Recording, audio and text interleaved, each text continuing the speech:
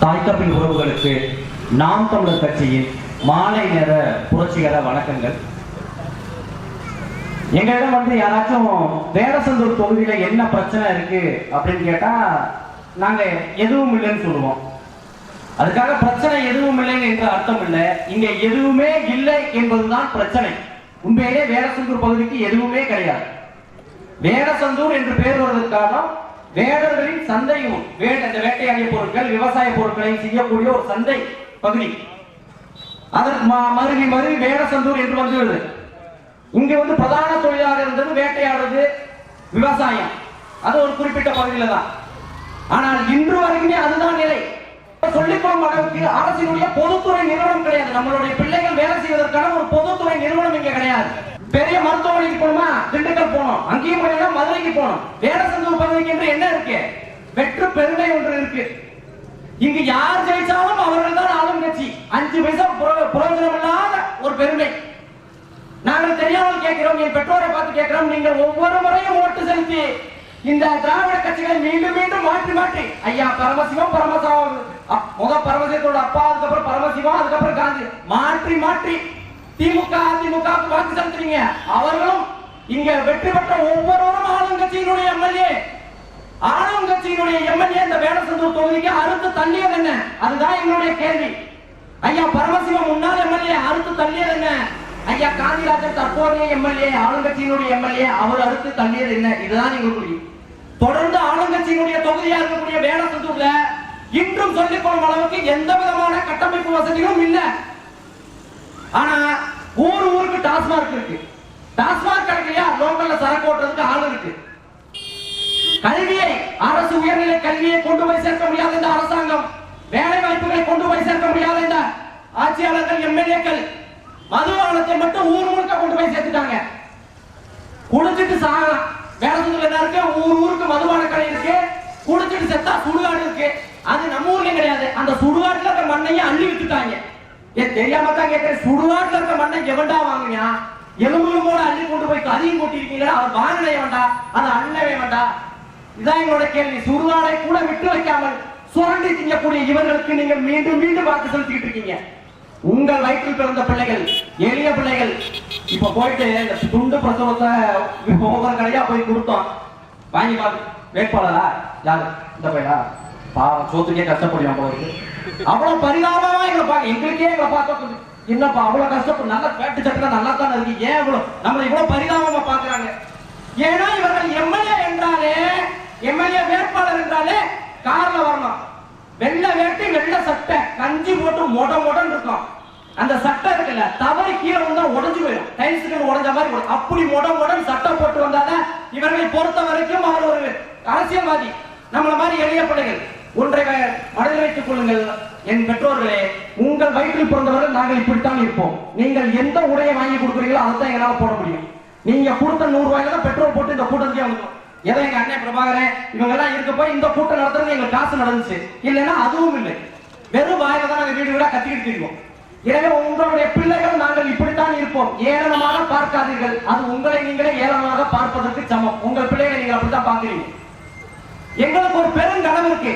இப்படி பண முதலைகள், பெரிய பெரிய கார் பங்கள், ஆழ்பணம் பணபணம் எல்லாரும் வைத்திருக்கும் போது இதற்கு இடையில எதுவுமே இல்லாத உங்கள் வயிற்றில் பிறந்த பிள்ளைகள் இந்த மண்ணில் எதையாவது சாதித்து விட முடியும் என்று இந்த அரசியல் களத்துல ஏன் வந்து நிற்கிறோம்? எங்களுக்கு ஒரு பெருங்கனவு இருக்கு. இந்த வேடசந்தூர் தொகுதியை இன்னைக்கு பெரும் முதலாளிகள், தனியார் பெரும் முதலாளிகள் கூட சீண்டாத தொகுதி, ஒரு தீண்டத்தகாத தொகுதியாக, ஒரு சமைக்கப்பட்ட தொகுதியாக இருக்கு வேடசந்தூர்ல. பெரும் முதலாளி கூட, நாங்கள் தனியார் பெரும் முதலாளிகளுக்கு எதிரானவர்கள், ஆனா அந்த முதலாளி கூட நம்ம ஊர்ல ஒரு தொழில் தொடங்க மாட்டேன். சொல்லிக்கொள்ளும் அளவுக்கு ஒரு பெரிய ஒரு ஃபேக்டரி இருக்கா நம்ம பையனை வேலை பார்க்கறதுக்கு. இங்க வேடசந்தூர் பக்கம் தரவுல ஸ்பின்னிங் மில் இருக்கு. ஆனா நம்ம பையனை வேலை பார்க்கறாங்களா? பூரா வடக்கன்ஸ் வேலை பார்க்கறாங்க. இந்த பக்கம் செட்டிநாடு சிமெண்ட் ஃபேக்டரி சொல்லலாம் பெருசா இருக்குப்பா அப்படின்னு, அங்கேயும் வடவர்கள் தான் வேலை பார்க்கிறார்கள். அது மட்டும் இல்லாமல் அந்த செட்டிநாடு சிமெண்ட் ஃபேக்டரியால் இந்த வேடசந்தூர் பகுதிக்கு கிடைக்கும் நன்மைகளை விட அவன் சுரண்டி திங்கும் வளவேட்டை அதிகம். அவனால் இங்கு ஏற்படும் நன்மையை விட அவனால் ஏற்படக்கூடிய பாதிப்புகள் தான் அதிகம். எனவே இதெல்லாம் தொடர்ச்சி இருந்துட்டு மீண்டும் முதலிருந்து கட்டமைப்பதற்காகவே ஒரு பெருங்கனவோடு உங்கள் பிள்ளைகள் உங்கள் முன்னாடி வந்து இருக்கோம். எங்களுக்கு என்ன பெருங்கனவு? இந்த தொகுதி எப்படி இருக்க வேண்டும், வருங்கால பகுதியினரிடம் இந்த தொகுதியை எப்படி ஒப்படைக்க வேண்டும் அப்படின்றத எங்களுக்கு ஒரு பெருங்கனவு இருக்கு. நீங்க வாக்கு செலுத்துறீங்க. இங்க உசேன் அவர்கள் வேடசந்தூர் தொகுதியினுடைய எம்எல்ஏ ஆகிறார். நாம் தமிழர் கட்சி இங்க ஆட்சி அதிகாரத்துக்கு ஆளும் கட்சியாக வருது. நாங்க என்ன பண்ணுவோம் வேடசந்தூர் தொகுதியில? கவனமா கேளுங்க. உங்களுடைய பிள்ளைகள் என்ன கனவோடு இங்க வந்திருக்காங்க, என்ன திட்டங்களோடு இங்க வந்திருக்காங்க கேளுங்க. உங்களிடம் கொடுப்பதற்கு 1000 2000 கொடுப்பதற்கு எங்கிட்ட காசு கிடையாது. உங்க வயிற்றுல பிறந்த எங்ககிட்ட மட்டும் நான் காசா இருக்கும், உங்ககிட்டே இல்ல. ஏன்னா அதை கொடுக்க விருப்பமும் இல்லை எங்களுக்கு. இதெல்லாம் கொடுக்கறதுக்கு இல்லை. ஆனா எங்களிடம் ஒரு நம்பிக்கை இருக்கிறது, எதிர்கால திட்டம் இருக்கிறது, ஒரு பெரிய கனவு இருக்கிறது. இந்த வேடசந்தூர் பகுதி என்பதே விவசாயிகள் அதிகமா இருக்கக்கூடிய பகுதி. நம்ம உதாரணத்துக்கு பாத்தீங்கன்னா அய்யனூர் பக்கம் தக்காளி, அய்யனூர் தக்காளி என்பது ரொம்ப ஃபேமஸ் ஆனது. இப்ப பாத்தீங்கன்னா லப்பர் தக்காளி, உருண்டையா லப்பர் தக்காளி போடுவாங்க. அதுல மனமும் இருக்காது, சாறு இருக்காது, சட்டியில போட்டு வதங்கினாலும் வதங்காது. நம்ம நாட்டு தக்காளி பார்த்தா நல்லா ஜூசியா இருக்கும், நல்ல சாறு நிறைய இருக்கும். கை நமக்கு உடை இது கல்லுண்ட மாதிரி இருக்கும். அந்த நாட்டு தக்காளி இருக்கு இல்லையா, அந்த நாட்டு தக்காளியை விவசாயிகளை உற்பத்தி செய்ய ஊக்கப்படுத்தி அவர்களிடமிருந்து அந்த தக்காளியை வாங்கி ஒரு தக்காளி சாஸ் தயாரிக்கும் தொழிற்சாலையை இந்த அய்யனூர் பகுதியில நாங்க அமைப்போம். அந்த சாஸ் தயாரிக்கக்கூடிய தொழிற்சாலையில நம்ம பிள்ளைகள், நம்ம கூட பிறந்த அண்ணன் தம்பி மாமே மச்சான் எல்லோருக்கும் அந்த வேலை வாய்ப்பை கொடுப்போம்.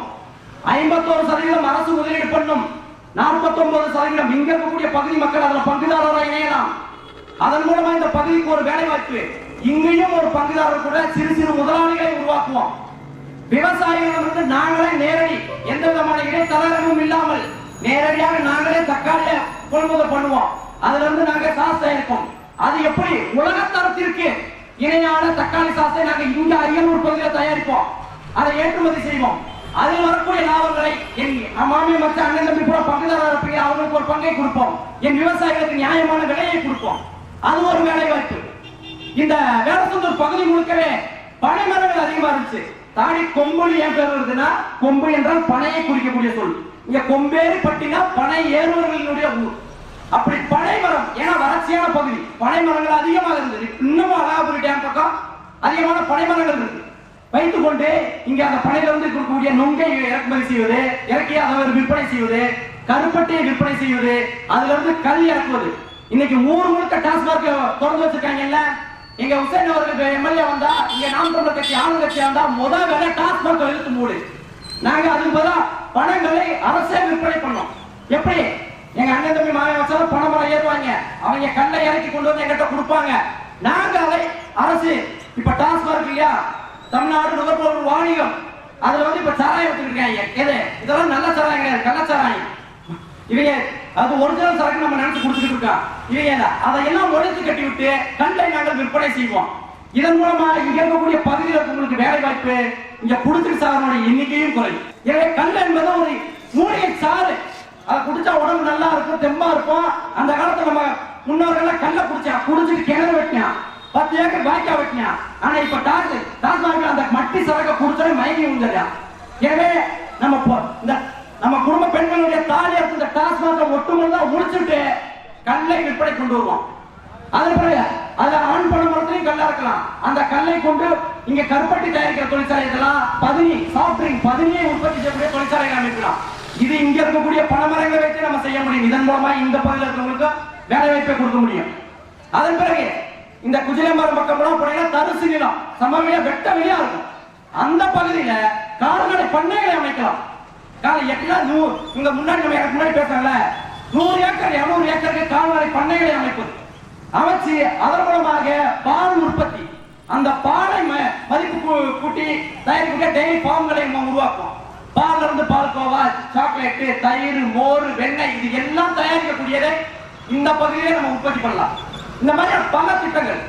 சரி, இப்படி தொழிற்சாலைகளை உருவாக்கிட்டோம். தொழிற்சாலைகளுக்கு தேவையான மின்சாரங்களை எங்க இருந்து கொண்டு வருவது? இப்ப வேடசந்தூர் இதுக்கு உட்பட்ட இந்த கொசவப்பட்டி பக்கம்லாம் பாத்தீங்கன்னா தனியார் முதலாளி சோலார் பவர் பிளான்ட் போட்டிருக்கான். நாம் தமிழர் கட்சி ஆட்சிக்கு வந்தா அதே சூரிய ஒளி மின்சார உற்பத்தி நிலையத்தை நாம் தமிழர் கட்சியே தொடங்கும். அதன் மூலமா இங்க இருக்கக்கூடிய அக்கா தங்கச்சி அண்ணன் தம்பி இவர்களுக்கு வேலை வாய்ப்பை ஏற்படுத்தி கொடுப்போம். இன்னைக்கு ஏதோ ஒரு தனி பெரும் முதலாளியிடம் அதிகமான விலை கொடுத்து மின்சாரத்தை வாங்குவதற்கு பதிலாக அரசே அந்த மின்சாரத்தை உற்பத்தி பண்ணும். இதன் மூலமாகவும் வேலை வாய்ப்பு. இதையெல்லாம் எங்களுக்கு இருக்கிறது ஒரு 20 வருஷம் அரசியல் அனுபவம் இருக்குமா? நாங்கள் இவ்வளவு தூரம் பொருளாதார திட்டங்களை குறித்தும் இங்க நாங்க பேசிட்டு இருக்கோம்ல, இது காந்திராஜன் அவர்களுக்கு தெரியாதா? இல்ல ஐயா முன்னாள் எம்எல்ஏ பரமசிவம் அவர்களுக்கு தெரியாதா? இதெல்லாம் நம்ம தொகுதியில செய்யணும் அவருக்கு தெரியாதா? ஐயா பரமசிவம் தேர்தல் நேரத்தில் ஒரு வாக்குறுதி கொடுத்தாரு, நான் வெற்றி பெற்று வந்தால் ஐயனூர் பகுதியிலே இதே தக்காளி குடோன், தக்காளியை சேமித்து வைப்பதற்கான குடோன் கட்டுவேன் சொன்னாரு. அதேதான் அவர் முதல் தேர்தல் வெற்றி பெற்ற தேர்தல் பற்றியா அப்போதும் அதே வாக்குறுதியா கொடுத்தாரு. கட்டிட்டாரா? எப்போதுமே ஆளுங்கட்சியினுடைய தொகுதியாக இருந்த வேடசந்தூர் இன்னும் வளராமல் இருக்குன்னா அதற்கு காரணம் இந்த அரசியல்வாதிகள் மட்டுமல்ல, அறியாமல் இருக்கும் என் மக்களும் தான். ஏன்னா என் மக்களுக்கு வாழ தெரியல, இந்த அரசியல்வாதிக்கு ஆள தெரியல. ஏன் உங்களுடைய தேவை இதுதான் அவர்கிட்ட எப்பயுமே நீங்க கேட்டது இல்ல. வேடசந்தூர் இன்னைக்கு நீங்க கூகுள்ல சர்ச் பண்ணி பாத்தீங்கன்னா என்ன வேலை வாய்ப்பு, அங்க என்ன பொருளாதாரம் அப்படின்னு கேட்டீங்கன்னா விவசாயம், சிறு தொழில்கள். இந்த பகுதிக்குள்ளே வேலை செய்யக்கூடிய சிறு சிறு தொழில்கள் தான் இங்க வந்து பொருளாதாரமாவே இருக்கு. வேற எந்த விதமான பொருளாதாரத்தை இவங்க தான் சொல்றாங்க, இல்ல நாங்க ரோடு போடுறோம், பாலம் கட்டுறோம், மெட்ரோ ட்ரெயின் விடுறோம், பன்னாட்டுல போய் அப்படியே அறுத்து தள்ளி கொண்டு வந்து இங்க பெரும் முதலாளிகளை வேலையில் அமர்த்தி விடுவோம்ன்றா இல்ல. அப்படி எத்தனை பெரும் முதலாளிகளை நீங்க வேலையில் அமர்த்தல? நாங்கள் பெரும் முதலாளிகளுக்கு எதிரானவர்கள் தான், அதுல மாட்டு. அப்படியாவது வேலை செஞ்சிருப்பாங்க, நீ எதையாச்சும் அறுத்து தள்ளி இருக்கியா? இதுதான் என்னுடைய கேள்வி. இந்த கேள்வியை நான் மட்டும் கேட்கக்கூடாது, என் பெற்றோர்களும் கேட்க வேண்டும். இப்ப முன்னாடி பேசணும் சொல்றார், தமிழ்நாட்டினுடைய கடன் 10 லட்சம் கோடி, 10 லட்சம் கோடி. அதில் சுதந்திர இந்தியா சுதந்திர அடைந்த பிறகு 2021 வரைக்கும் இவர்களுடைய கடன் 5 லட்சம் கோடி. அந்த மீண்டும் இந்த 5 ஆண்டுக்கு திமுக ஆட்சி செய்த இந்த 5 ஆண்டில் மட்டும் 4 லட்சம் கோடி கடன் வாங்கியிருக்கான். அந்த 4 லட்சம் கோடியை எதுக்கு நீ செலவு பண்ண? இதான் எங்களுடைய கேள்வி. ஆட்சியில ஏறனோட வெள்ளை அறிக்கை கொடுத்தல, இது இந்த பாருங்க அதிமுக ஆட்சி நாடு சீரழிந்து விட்டது, நாங்கள் பாத்தீங்கன்னா அதை அடுத்து தள்ளி விடுவோம், இந்த பொருளாதார பிரச்சனையிலிருந்து தமிழ்நாட்டை மீண்டு விடுவோம், வெளிநாட்டிலிருந்து முதலீடை இறக்கி விடுவோம் அப்படி இப்படின்னு சொல்லல. அதிமுக ஆட்சி முடிஞ்சோட வெள்ளை அறிக்கை கொடுத்த, இப்போ ஆட்சி முடிய போகுது, அதே மாதிரி வெள்ளை அறிக்கை கொடு. நீ ஒட்டுமொத்தமா 10 லட்சம் கோடிக்கு நீ வெள்ளை அறிக்கை கொடுக்க வேணாம், நீ கடனை வாங்கி வச்சிருக்க 4 லட்சம் கோடிக்கு வெள்ளை அறிக்கை கொடு, நாங்கள் பார்க்க வேண்டும் நீ என்னத்தை அறுத்து தள்ளி இருக்க அப்படின்னு. இந்த தமிழ்நாடு முழுக்க இத்தனையாயிரம் கோடிகளை நீ கடனா வாங்கி எங்கும் முதலீடு செஞ்ச. இப்ப உங்க பிள்ளைகள் நாங்க பேசணும்ல, இவ்வளவு வேலை வாய்ப்புகள் இங்க நம்ம மண்ணுல வேடசந்தூர்ல இருக்கு, நம்ம பகுதி சார்ந்த இளைஞருக்கே வேலையை கொடுக்கலாம். இப்படி பல திட்டங்கள் இருக்கு, இதுல எதாவது ஒன்று நீ முதலீடு செஞ்சிருக்கியா? எப்ப கேட்டாலும் ரோடு போட்டேன், பாலம் கட்டினேன், மெட்ரோ இருக்கு. மெட்ரோ நீ விட்டுருக்கீங்கன்னா அது சென்னையில இருக்கவனுக்கு, திண்டுக்கல் இருக்கவனுக்கு, வேடசந்தூர்ல இருக்கு, எனக்கு எதுக்கு அது இனிக்கவா போகுது? ரோடு போடுறார்கள், இவர்கள் போடும் ரோடோட லட்சணம் என்ன தெரியுமா? இங்க நலம்னார் ஹோட்டல் வந்து தும்பலகுண்டு போற வழியில நல்ல ரோடு, அதுல சேதமடைந்த இடங்களும் இருக்கு. ஆனா நல்ல ரோட்டு மேலே ரோட போறது ஏன்? அப்படி போட்டாதான் கமிஷன் அதிகமா கிடைக்கும். அது மாதிரி இப்ப எல்லா குளங்களையும் பாத்தீங்கன்னா புல்டோசர் வச்சு தூர்வாரிக்கிட்டே இருப்பாங்க, பாத்துருப்பீங்க. இப்ப நிறைய குளங்களை எங்க ஊர் பக்கம் எல்லாம் பண்றாங்க. அப்ப இதற்கு முன்னாடி குளத்து வேலைன்னு சொல்லி எங்க அக்கா தங்கச்சி பூரா கூட்டு போய் குளத்துல உட்கார வச்சு வேலை பார்த்துட்டு இருந்தேன், அந்த வேலை நீ சரியா பண்ணியிருந்தா இப்ப ஏன் இப்படி புல்டோசர் வச்சு குளத்தை தூர்வாரிக்கிட்டு இருக்க? நாங்கள் குளத்து வேலை கொடுத்து அதை நெறிப்படுத்தணும், அது தவறா போயிட்டு இருக்கு, அது சரி பண்ணணும் சொன்னோட ஐயோ இங்க பாருங்க சீமானின் தம்பிகள் குளத்து வேலைக்கு எதிராக பேசுறாங்க, ஐயோ அம்மா குதிக்கிறீல. நீ குளத்து வேலையை ஒழுங்கா கலட்டி இருந்தீங்கன்னா இப்ப எதுக்கு ஜேசிபியை வச்சு எல்லா குளத்தையும் தூர்வார? இதான் என்னுடைய கேள்வி. அப்ப குளத்து வேலைக்கு சொல்லி ஒரு தனியா ஒரு அமௌண்ட் போட்டிருக்க, இப்ப ஜேசிபியை வச்சு கிளீன் பண்றதுக்கு நீ தனியா அமௌண்ட் போட்டிருக்க. இப்படி ஒவ்வொரு திட்டத்தையும் கொள்ளையடிச்சுட்டே இது குறித்து நம்ம கேள்வி கேட்கறதே இல்லை. இப்படி எல்லாம் விஷயங்கள் நடக்குதுன்ற அறிவே கிடையாது. ஏன்னா நம்மளே காஞ்சவய ஊரு, இதுல அண்ணாலும் நம்ம குறைச்சி நம்ம வயிற்றுக்கு நேரம் தெரியாது. இதுல எங்க தமிழ்நாட்டினுடைய கடன் எவ்வளவு, இந்தியாவுடைய கடன் எவ்வளவு, தமிழ்நாட்டினுடைய பட்ஜெட் எவ்வளவு, இது குறித்து நம்ம எங்கே சிந்திப்பது? ஏன்னா அறிவார்ந்த பெற்றோர்களே, உங்கள் பிள்ளைகள் உங்கள் வயிற்றில் பிறந்தவர்கள், நீங்கள் இதுவரைக்கும் இந்த பெரிய ஜமீன்தார்களுக்கும் மிட்டா மிராசர்களும் பண்ணையார்களுக்கும் வாய்ப்பு கொடுத்ததா போதும்.